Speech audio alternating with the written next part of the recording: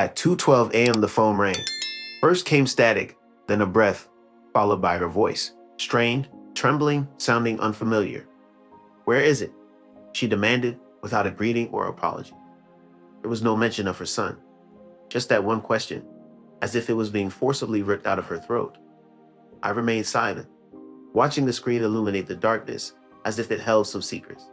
The glow cast eerie shadows on the ceiling. A sliver of light seeped through my son's slightly ajar door from the hallway nightlight. I heard her panicked, shallow breaths on the line. It felt too real. I ended the call. The ensuing silence felt like a weighty judgment being passed. Just 2 weeks earlier, she had been nonchalantly folding laundry in the living room, engrossed in texting someone she cryptically referred to as Mirror.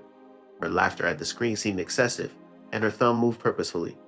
Meanwhile, our son was peacefully humming upstairs, oblivious and innocent. I had said nothing then, but I sensed a subtle shift, like an invisible wire snapping. That night of habit, I checked our bank account.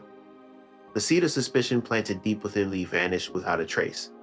The entire balance from the 529 college savings plan had been depleted.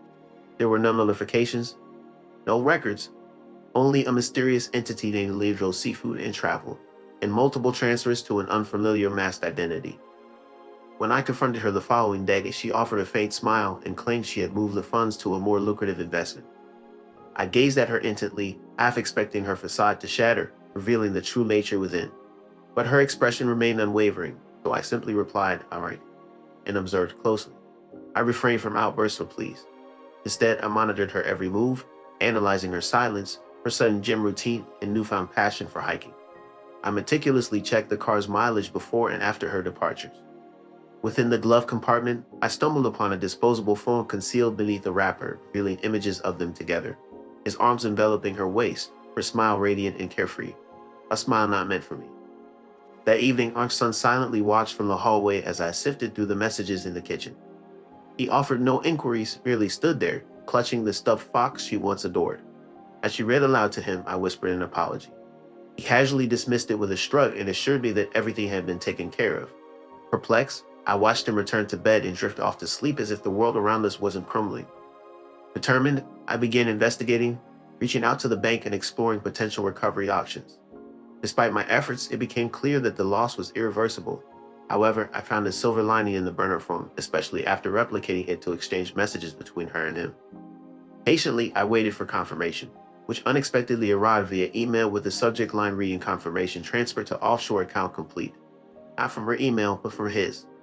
It dawned on me that she hadn't simply fled with him. She had given him everything, only for him to betray her by absconding with it all. The betrayal was so thorough that it almost seemed artful.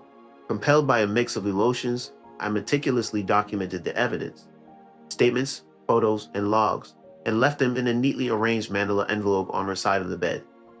2 days later, upon her return, disheveled and fatigued, she found the envelope waiting silently like an unwelcome specter.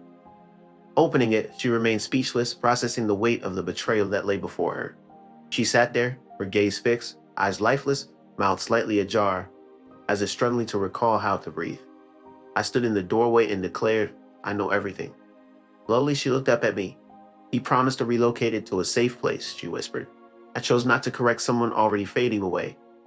In just 15 minutes, she hurriedly packed whatever she could, attempting to say goodbye to our son before departing. His reaction was unexpected. "Don't," he recoiled as she reached out to touch him. It wasn't when she left that he shed tears, or when she tried to make contact. The following day, I accessed the emergency account she was unaware of, the college fund. It had not vanished completely. Months earlier, I had discreetly divided it, safeguarding half in cryptocurrency locked behind a biometric key in my safe, and the other half in a trust under our son's name. The account she emptied was a mere facade, a duplicate. The real funds remained untouched. Furthermore, the messages I sent from her disguised phone, crafted to deceive her boyfriend into thinking she planned to betray him, he fell for it, seizing everything and vanishing, exacting his revenge before she had the chance. The opportunity to hurt me is still there as she occasionally reaches out. The fear has faded away, replaced now by a sense of neediness and purposelessness. I choose not to respond, yet I also refrain from blocking her. Some memories are better left haunting themselves. Just yesterday, my son and I planted tomatoes together. He inquired whether or not bad individuals always face consequences. I reassured him that it's not always the case. After contemplating for a brief moment, he grinned. But sometimes they do, he remarked. I silently agreed, for sometimes they do.